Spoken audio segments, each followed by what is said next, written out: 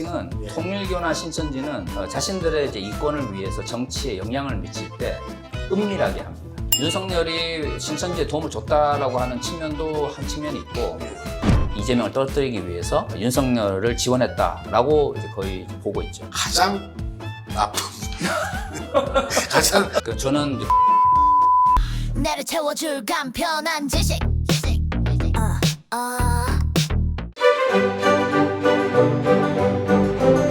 안녕하세요. 뇌를 채워주는 간편한 지식 뇌간지입니다. 자, 반갑습니다.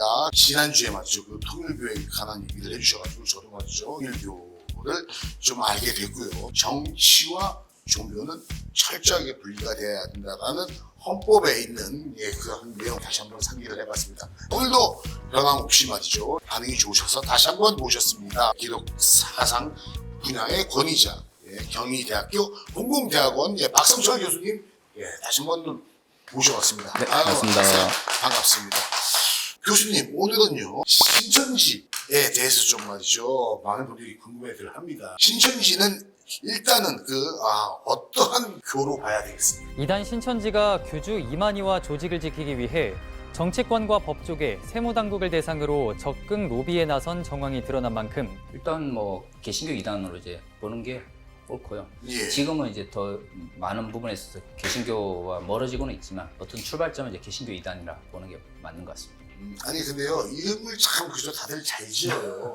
신천지라는 이름이 참 그저 새로운 그저 뉴 파라다이스 이런 느낌 나는데, 제 기억에는 그 당시에 코로나가 이 신천지라는 어떠한 교회에서 사람들 모이지 마세요 했는데 모여서 퍼졌다는 얘기가 저는 맞아요. 그때 이제 처음으로 접했습니다.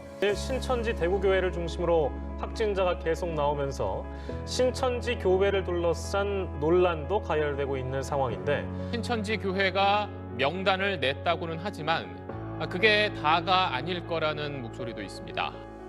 그래서 그저 코로나 때 거기서 그저 퍼져가지고 검찰에서 압수수색을 가려고 하는데 당시에 윤석열이 검찰총장일 때 압수수색 못하게 했다고 막았다는 게, 그럼 그게 거의 뭐 사실입니까?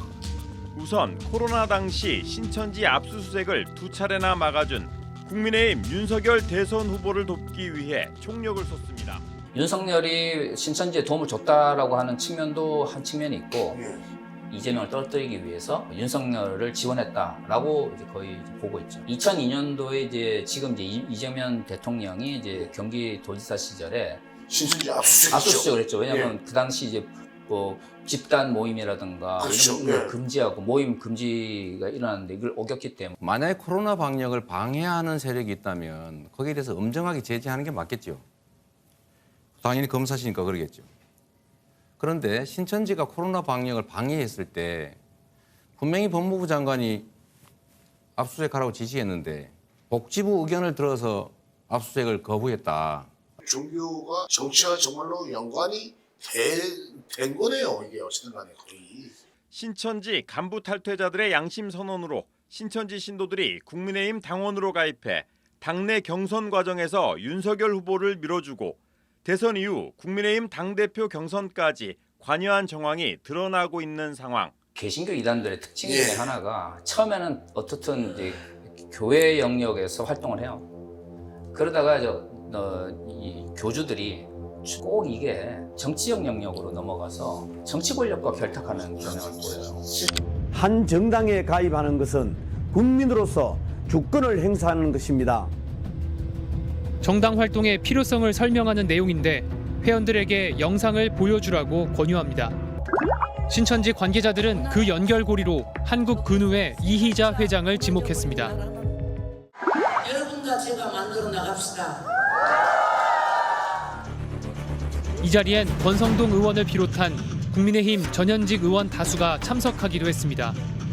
쉽게 말해서 말이죠, 특정 종교가 그 특정 후보와 그저 합쳐가지고 한다 그러면 과연 그 후보가 중립적으로 정치라든지 이런 거를 잘할 수가 없다는 건 뻔한 사실 아닙니까? 그죠? 당연하죠. 근데 그런 와중에도 이렇게 신도들이 모여서 이렇게 교회 끈끈함을 이렇게 모여야 되는 건가요? 신천지가 어떤 식으로 이제 뭐 자산을 또는 부를 축적을 했냐면 자기를 따르는 추종자들을 어떤 특정한 건물이나 지역의 공동체, 집단 거주를 하게 한 다음에 밖에 나가서 일을 하고 그 월급이나 그렇게 벌어온 돈을 다 헌금을 하는 방식으로 해요. 헌금을 내요? 네.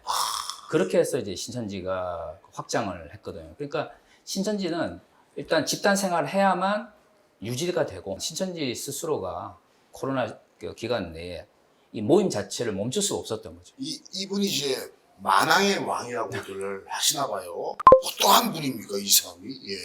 1931년생이신데 예. 이분이 이제 본격적으로 이제 이단으로 주목받기 시작한 게 1984년부터예요. 처음에는 혼자 뭐 교주로 나선 게 아니고 홍종교라고 하는 사람과 함께 두 선지자라고 하는 명목으로, 여기 이제 이름이 신천지잖아요. 예. 요한계시록에 등장하는 새하늘과 새 땅을 한자로 바꾼 거예요.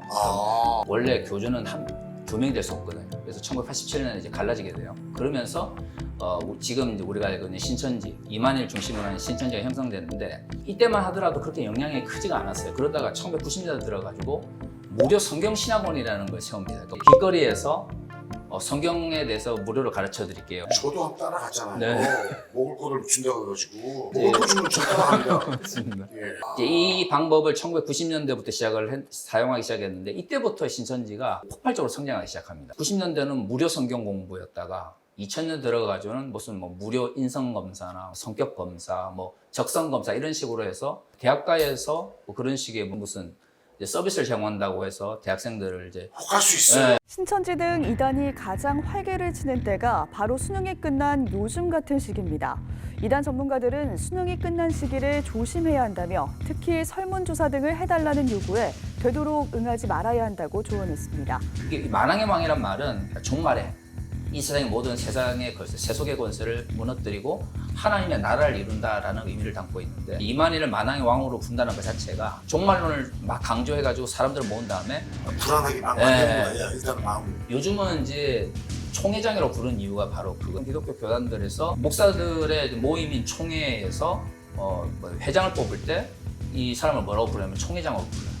총회장이라고 하면은 정말 대단한 분 같고 일단 좀 많은 분 같고 이런 마음 들거든요. 또 네네, 이거. 맞습니다. 우리나라의 그 이단들도 계보라는 게 있어요. 예를 들어 계보. 예. 뭐 박대선으로 대표되어지는 천부교, 유태율로 대표되어지는 장막성전 이런 게 있거든요. 이만희도 이런 네. 천부교하고 장막성전에 다 같이 함께 경험을 했던 사람이에요. 이후에 여기서 경험을 하다가 나와서 독자적으로 소위 말하는 이제 이단 종파를 만든 거죠. 그러다 보니까 그런 천부교나 장막성전 같은 데서 사용하던 포교 방식을 예. 현대적으로 이제 바꿔서 적용을 하는 거죠. 근데 그게 잘 먹혔어요. 딱 잡고 하나님 꼼짝마, 하나님 까불면 나한테 죽어. 내가 이렇게 하나님하고 친하단 말이야. 친해. 하나님 까불면 나한테 죽어.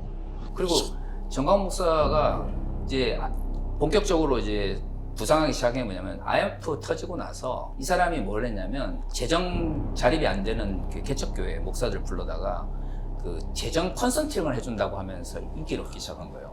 그때 했던 컨설팅이 지금 저기 사랑제일교에서 하고 있는 거랑 거의 똑같아요. 자, 그러면 말이죠. 정광훈 목사의 교회와 신천지와 통일교 있지 않습니까? 다른 점과 같은 점은 뭡니까? 가장 큰 특징은 통일교나 신천지는 자신들의 이제 이권을 위해서 정치에 영향을 미칠 때 은밀하게 합니다.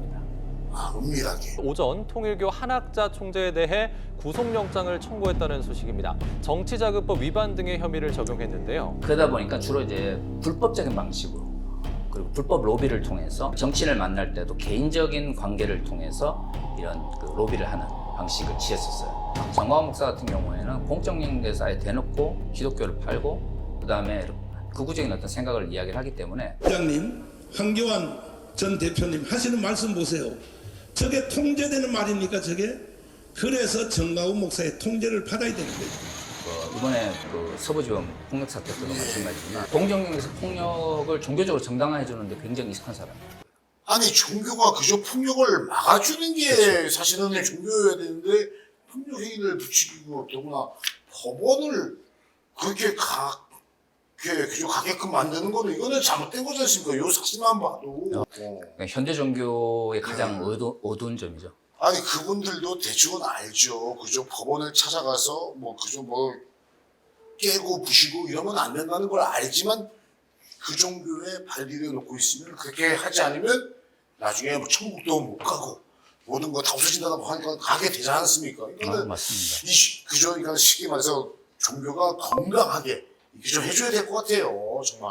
그러니까 정광훈 씨도 어떻게 보면 과거에 통일교나 신천지가 걸어왔던 길 지금 이제 비슷하게 가고 있다고 볼 수 있는 게 이번에 서부지법 폭동 사태로 이제 감옥 가 있는 친구가 재판할 때 그런 이야기 했다잖아요. 정광훈 씨가 새로운 선지자라고 생각을 해서 그 선지자를 지키는 것이 하나님 말씀을 지키는 거라고 생각을 했다. 세뇌당하면 그렇다니까요. 그러니까 이게 단순히 이제 종교적 문제를 볼 수 있느냐. 그렇죠. 이렇게 생각하면 이건 절대로 단순한 종교적 문제가 아닌 거죠. 종교가 왜곡되거나 변질되었을 때 얼마든지 사회적으로 부정영향을 미칠 수 있고 특히 정치적으로 왜곡을 만들어낼 수 있다는 생각을 해야 돼요. 내를 채워줄 간편한 지식.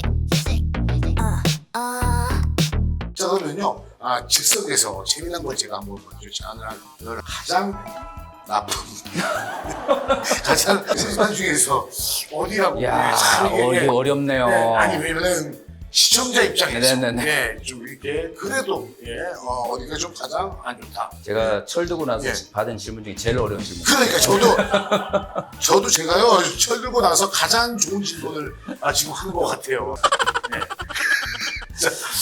네. 가장 난이도가 높은 곳은 어디입니까? 저는 이제 공적 영역에 가장 부정적 영향을 미치는 측면에서는 정광훈 씨가 제일 큰 문제라고 한 표 생각해요. 나옵니다. 정광훈 씨 한 표 나옵니다. 정광훈 씨는 단순히 자신들의 이익뿐만 아니라 극우 이데올로기라고 하는 극우 정치라고 하는 것을 부추기거나 부정적인 그런 것을 통해 부정 영향을 미친다고 하는 측면에서 현재로는 정광훈 씨가 미치는 부정적 영향이 제일 큰 것 같아요. 크다. 네. 종교의 자유가 있다라고 하는 건 함부로 다른 종교에 대해서 어떤 식으로 비판하는데 조심해야 된다는 걸 의미하는 건데 단 종교를 공적 영역에서 비판할 수 있는 이유는 그 종교가 그냥 단순한 교리적 문제가 아니고 그게 사회적으로나 정치적으로 부정적 영향을 미치거나 불법을 행했기 때문이거든요. 특정 종교가 나쁘다 좋다라는 차원이 아니고 말이죠. 지금까지 나와 있는 증거를 토대로 민주주의에 안 맞는 그러한 형태를 종교 단체에서 했기 때문에 그 종교를 얘기를 한 거지 않습니까?